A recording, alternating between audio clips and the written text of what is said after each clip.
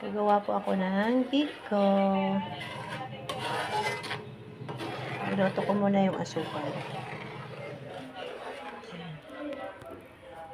Sorry naman. Kailangan natin na maluto maigi. Yung maglapot na siya. Bago natin ilagay yung malagkit.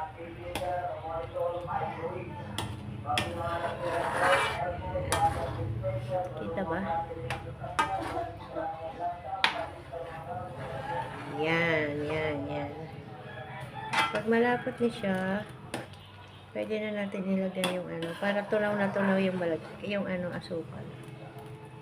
Pwede na natin ilagay yung malagkit. Yan yung ating latik. Thank you so much. Yung aking birthday girl, hindi ko pa nakikita. Nasa work pa siya. So, ito lang yung ipapa-birthday ko sa kanya. Biko. Kasi ayaw niya maganda daw. Maganda na daw siya. Tsaka wala siyang panghanda, guys. Yan yung totoo.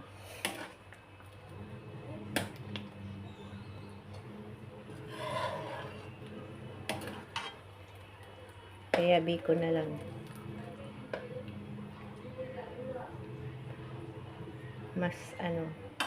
Mas mura.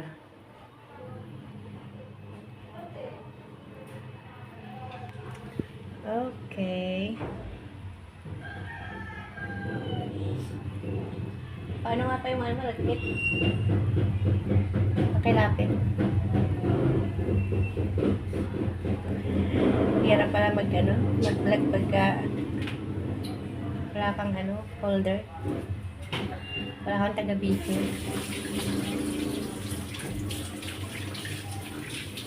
Ayan, nakikita nyo siya. Maganda ang pagkulog niya. Pwede ko na siyang ilagay yung malagkit, guys. Ayan.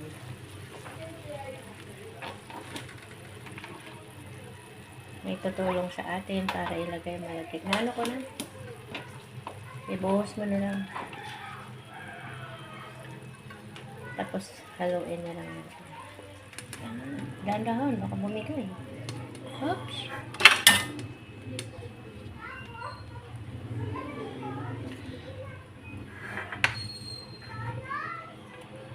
Yung kamay mo na ang nabidyo ko. Yan.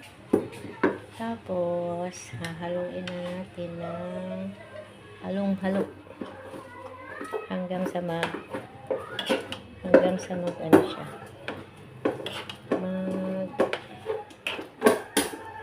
Dry.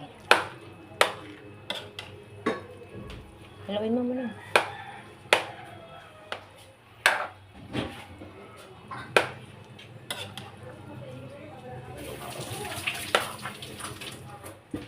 Dahil one hand, hindi ako nahihirapan ako maghalo.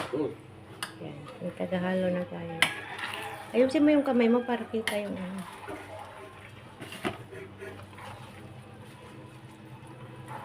hanggang sa siya. Mag-dry siya.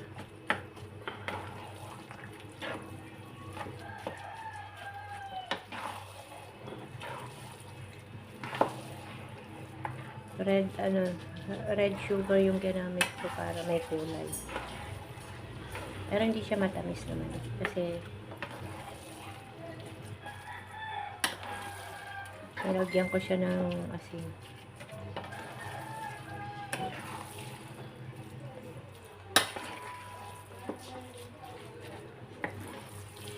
Ewan ko mamaya sa akin anak kung anong ganap niya. So ito lang muna ang aking may bibigay sa kanya.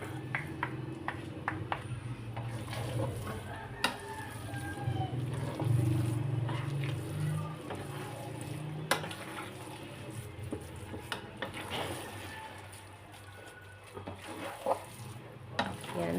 Mahirap pong mapanis ang biko pag ganyan ang pagkaluto. Yung lulutuin mo na masyado yung asukal. And then, patutuyuin mo siya ng maayos. Kahit umabot po siya ng 3 araw na nakatiwangwang dyan sa lamesa, pwede. Basta maluto ng maayos.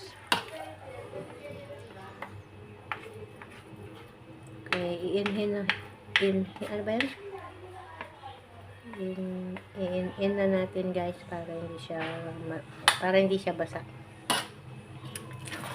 Thank you sa manonood. Thank you so much po.